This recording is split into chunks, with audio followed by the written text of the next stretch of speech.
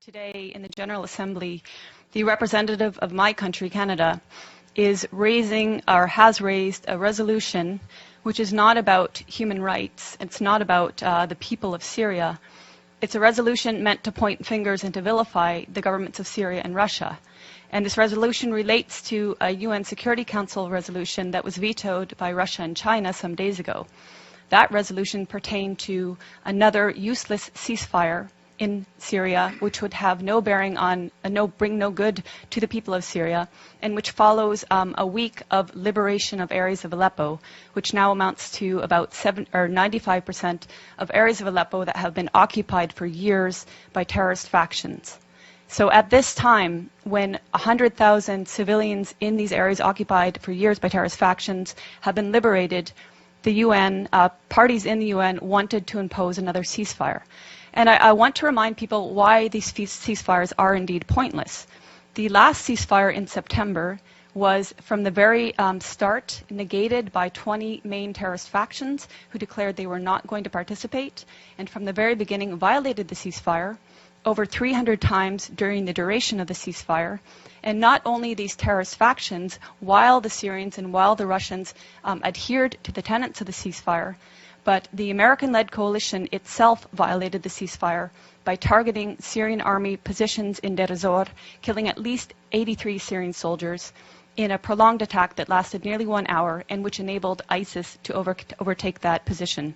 So this is one reason why a ceasefire is pointless at this point in time. There is no faith that any of the parties that the US and Western leaders who have funded these terrorists, there's no faith that they can actually control the terrorists and get them to adhere to a ceasefire. And the people of Aleppo want Aleppo to be completely freed. And I speak having been to Aleppo 4 times, and this is the will of people in Aleppo. So on that note, I'd just like to talk about, briefly, I've been to Syria 6 times since 2014, 2 of which were with international delegations, and 4 times were independently on a visa I applied for, paid for, and waited for.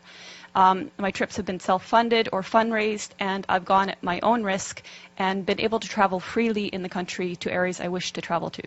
I've been many times to Homs, to Malula, to Latakia, Tartus, Siath, Sweda, and again, Aleppo 4 times. And I mention these because I think it's important people realize I have, wherever I've gone, I've spoken in Arabic to the people I'm speaking with.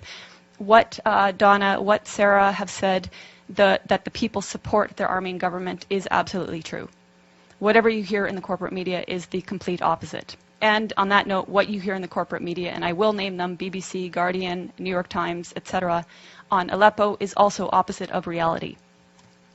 Aleppo since 2012 has been inhabited by different terrorist factions, among them al-Nusra, among them the so-called Free Syrian Army, which has committed the same heinous acts of terrorism as al-Nusra, as ISIS, as Ahrar al-Sham, as Nuruddin al-Zinki, which beheaded a 12-year-old Palestinian child, and somehow is still deemed moderate.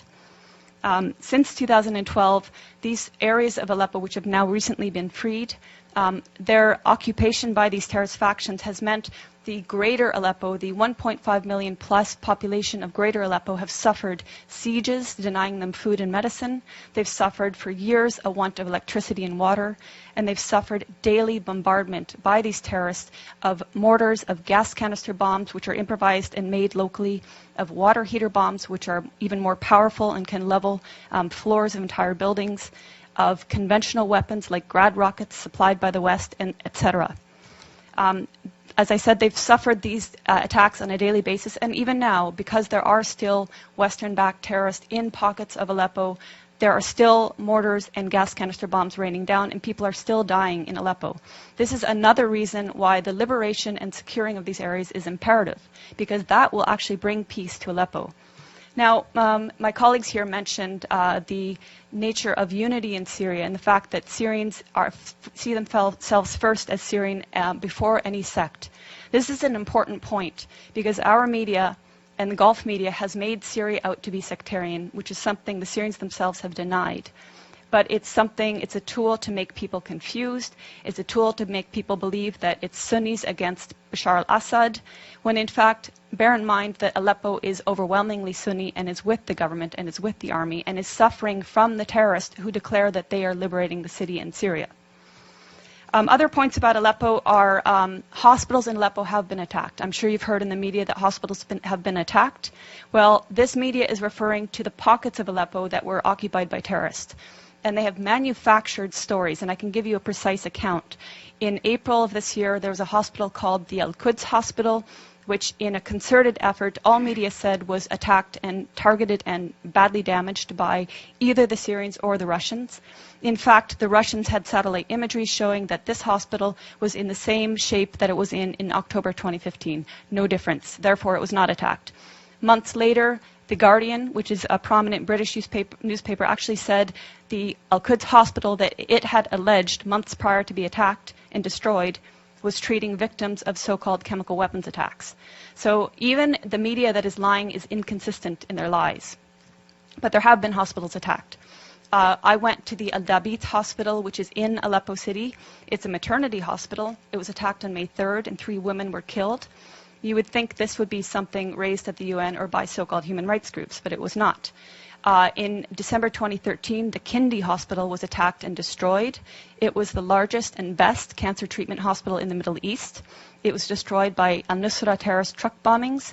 And in fact, in recent media reports on Aleppo, again alleging Syrian or Russian strikes on hospitals, Fox News actually had the audacity to use a photo of Al-Kindi Hospital and allege that this is in eastern areas of Aleppo and that this hospital had been attacked by Syrian or Russian strikes. This goes to show how much the media has been lying from the very beginning about Syria and continues to lie. When I went to Aleppo, I spoke with the Aleppo Medical Association. They comprise 4,160 active and registered doctors. More lies in the media have said the last doctor in Aleppo, the last pediatrician in Aleppo. Of these over 4,000 doctors, 800 of them are specialists. So you can see that when the media talks about Aleppo, it's talking about areas that were occupied by terrorists. And it's completely negating the suffering and the will of the Syrian people in greater Aleppo. When I was in Aleppo in July, I got a taste of some of the bombings by these terrorist factions. There was an explosion about half a kilometer away at Hatat Baghdad, and I don't know how many people were killed that day, but it was close enough that it was a massive plume of smoke. About 5 minutes later, an explosive bullet fired from an area occupied by terrorists landed about 15 meters away from where I was. If it had hit parked cars, I wouldn't be here speaking. A day later, a good friend of mine, his mother was killed by one such explosive bullet. So this is just a small taste of what people are suffering on a daily basis. In November, when I was there with a delegation of Western journalists, including from the New York Times, LA Times, BBC, etc., on November 3rd, there were a series of attacks throughout the day with Grad missiles, explosive vehicles, and other explosive bullets and snipings. By the end of the day, 18 people, civilians, were murdered, and over 200 were injured, including critically.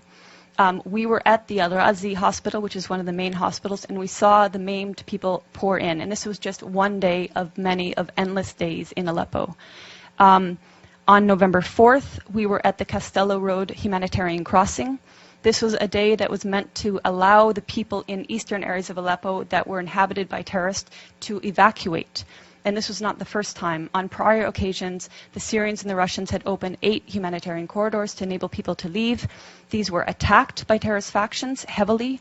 Even that day on November 4th, the Castello Road crossing was attacked, twice with mortar shelling when we were there and 5 times afterwards.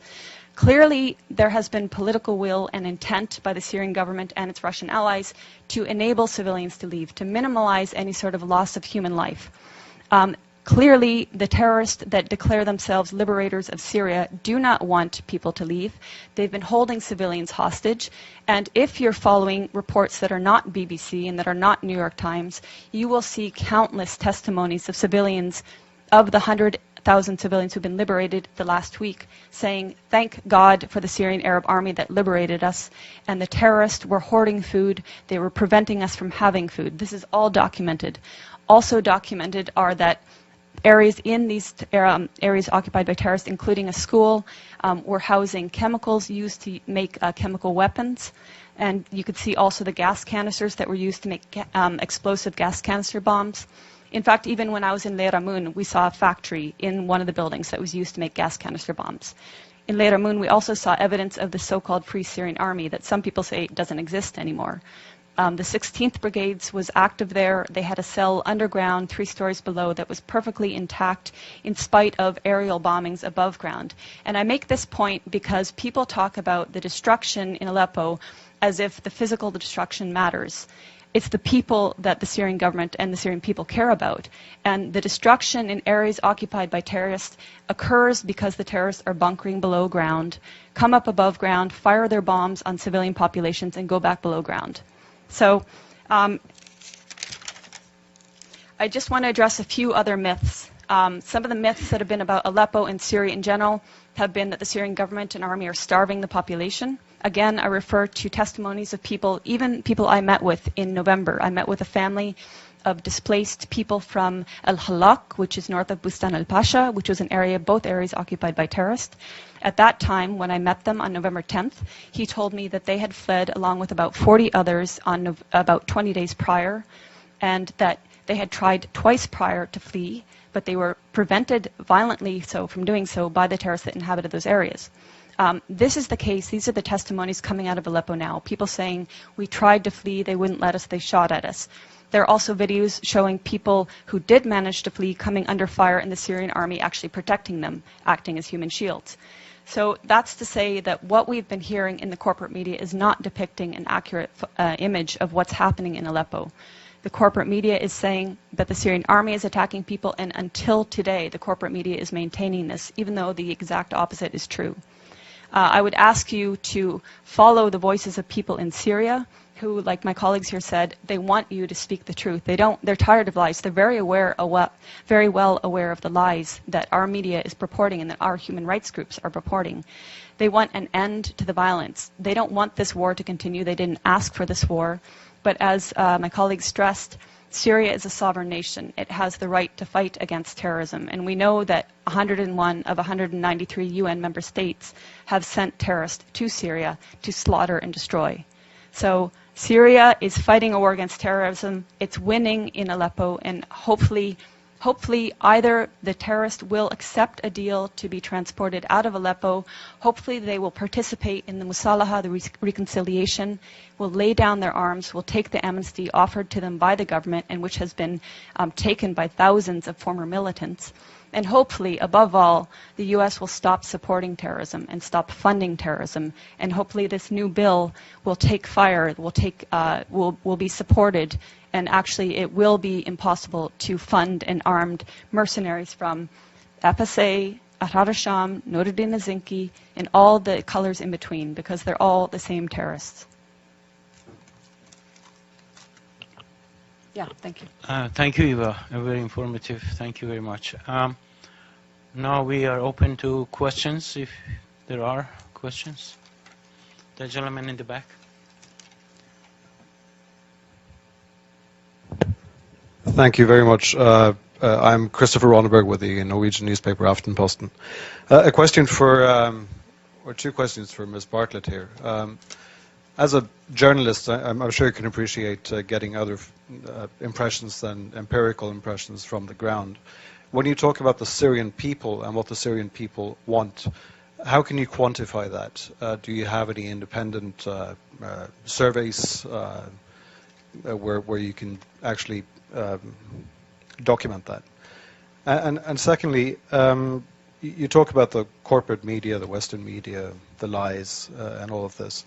Could you explain what you think might be the agenda from us in the Western media, and why we should lie, why the international organizations on the ground should lie, why we shouldn't believe all these absolutely documentable facts that we see from the ground, these hospitals being bombed, these civilians who are talking about the atrocities that they have been experiencing.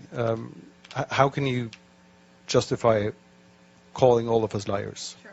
Thank you. I mean, there are certainly honest journalists amongst the very compromised establishment media. Let's start with your second question. So, international organizations on the ground. Tell me which ones are on the ground in eastern Aleppo. Yeah, okay, I'll tell you, there are none. There are none. These organizations are relying on the Syrian Observatory for Human Rights, which is based in Coventry, UK, and which is one man. They're relying on compromised groups like the White Helmets, which, let's talk about the White Helmets. The White Helmets were founded in 2013 by a British ex-military officer. They have been funded to the tune of $100 million by the US, UK, and Europe and other states. They purport to be rescuing civilians in eastern Aleppo and Idlib, yet no one in eastern Aleppo has heard of them. And I say no one, bearing in mind that now 95% of these areas of eastern Aleppo are liberated. The White Helmets purport to be neutral, yet they can be found carrying guns and standing on the dead bodies of Syrian soldiers. And their video footage actually contains children that have been recycled in different reports. So you can find a girl named Aya who turns up in a report in month, say, August, and she turns up in the next month in 2 different locations. So they are not credible. The SOHR is not credible. Unnamed activists are not credible. Once or twice, maybe, but every time, not credible. So your sources on the ground, you don't have them. As for your agenda, not your, but the agenda of some corporate media, it is the agenda of regime change. How can the New York Times, I was reading it this morning, or how can Democracy Now!, which I was reading the other day, maintain until this day that this is a civil war in Syria? How can they maintain until this day that that the protests were unarmed and nonviolent until, say, 2012? That is absolutely not true. How can they maintain that the Syrian government is attacking civilians in Aleppo when every person that's coming out of these areas occupied by terrorists is saying the opposite? So that's with regards to your question on lying Western media. How do I quantify the support of the Syrian people? The elections. In 2014, the Syrian people held elections. The voter turnout was 88%, including people in Lebanon where I was during the elections in Lebanon, which were actually ran for 2 days, extended hours, people walking for kilometers to reach the embassy, including people who flew from their own countries like mine, which has criminally shut the Syrian embassy so that Syrian people have no rights, and including people within Syria who braved a torrent of terrorist mortars and missiles on election day. And yet, voter turnout rate was something like 88%, I believe.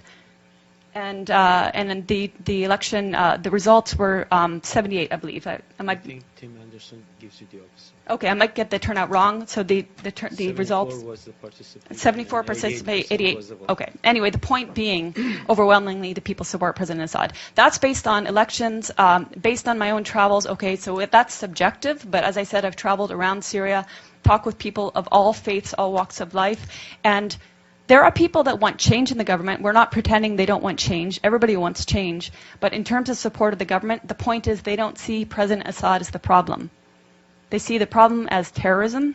They see elements of problems in the system that they have there. But President Assad, they don't see as the problem. They actually overwhelmingly support him. So I'm basing it on their choice in their leader, and I'm basing it on my interactions with people in Syria.